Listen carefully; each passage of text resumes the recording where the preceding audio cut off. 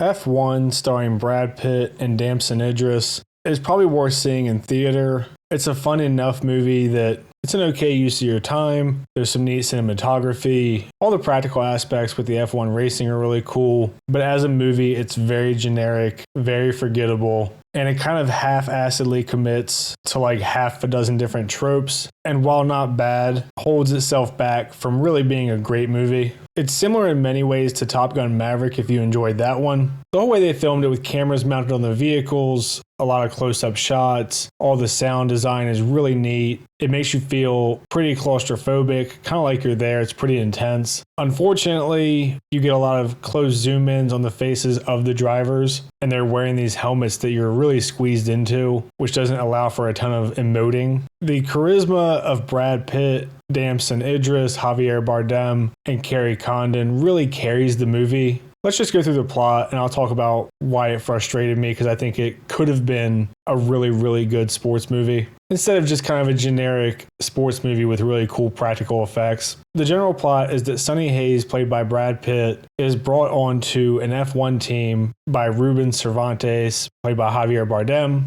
He's driving with Apex alongside Joshua Pierce, and they need to win one F1 race before the season is done, or Ruben is going to lose the team because the board is going to push him out, and the team will essentially be dissolved. Sonny Hayes was kind of an up-and-comer, the next big thing, was in a really bad accident, and then ended up being a sort of what could have been tail. He's brought in to be the more mature, influential mentor type for Joshua Pierce, who is the focal point of the team. Obviously, they both got a lot of personality. They're both kind of arrogant. They don't get along. Throughout the movie, they butt heads over and over. It does a lot of your sort of standard tropes, where Sonny is wearing sweatpants. He's not bothering with all the high-tech stuff. He's very old school. He uses pretty morally gray tactics to help them get ahead as far as F1 racing is concerned. Joshua Pierce is young. He doesn't want to be told anything. You see him on the treadmill using all the high tech, using the simulator a lot, looking down on the old guy who's out of touch. Eventually they resolve their differences and they have one last race to win. And obviously they do. Sonny goes on his way, kind of your reacher, wandering type who just likes to drive. And Josh has saved his seat. He's the next big thing. Ruben keeps his team. Huzzah. Very simple story. Nothing crazy. I think where the movie really lacks for me is that it has a bunch of ideas and doesn't really want to commit to any of them. So if you've seen the trailer, you've seen Sonny Hayes making out with Kate, played by Kerry Condon. They have a kind of romance thing, but it really only functions as a way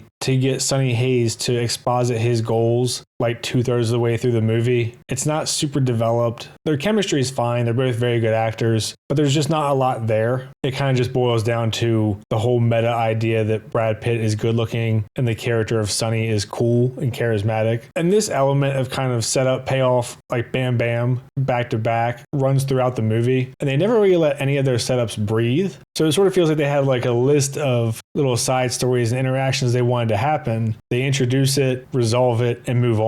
The only one that's not like this is the one with Sonny and Josh, where they're kind of butting heads and resolve their differences by the end. And weirdly, even though both actors do a good job, it never feels like they actually earn the payoff of their relationship being repaired. You get your low point where Josh has a terrible crash. Sonny and Josh's backup start doing well. Josh is healing. And when Josh comes back, he acts like an asshole. Kate sits Sonny and Josh down for a card game to decide who's going to be the primary driver because it's a team thing. And we see Sonny let Josh win. And then Josh just kind of starts emulating Sonny. There's not really much more to it. And it's a bit frustrating because they make a point that both their dads died when they were 13. They kind of both had this back and forth about how much risk is worth taking. And conceptually, they're all good ideas to make the dynamic between the two interesting. They just don't do much with it. Another side story that gets touched on is there's a girl mechanic as part of the pit stops. She fucks up the first one. Sonny stands up for her. She says, "Hey, I don't need you to stand up for me." And then it's just never brought up again. Kate, the romance interest, they make a big point about her being the first lead engineer on an F1 team, so she needs to win one.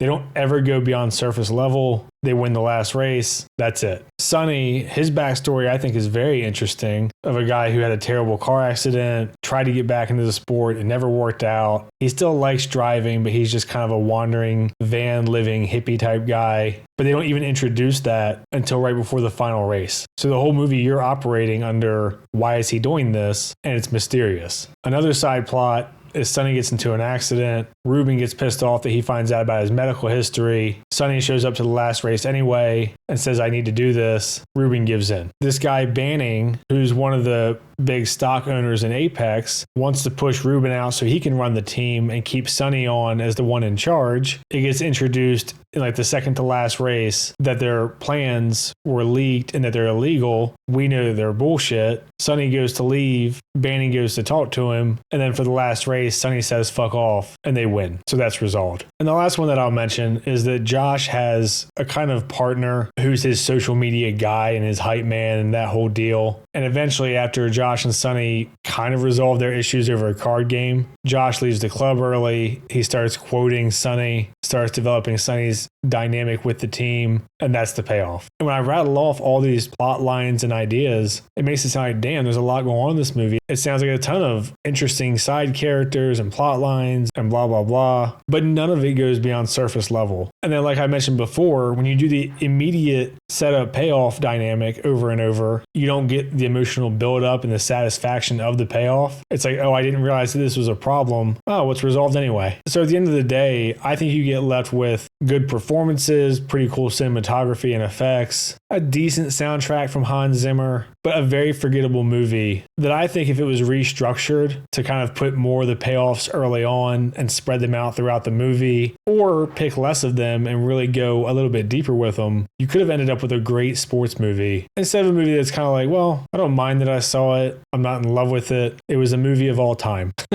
It's the exact type of movie that if this came out 10 years ago and you were like, oh, I don't have anything going on right now, maybe I'll pop in and see what's playing. This would be a perfect choice for that. I think it's worth the theatrical experience, but I don't think it's changing any lives. I don't think it's unforgettable. I doubt you're just going to rewatch it over and over. It's just a competently made, satisfactory theatrical experience. I don't really have much else to say. I'm going to leave it there for this one. If you've seen it, let me know what you think. I try to respond to the comments that aren't just insults. Like and subscribe and all that shit. Thanks. See ya.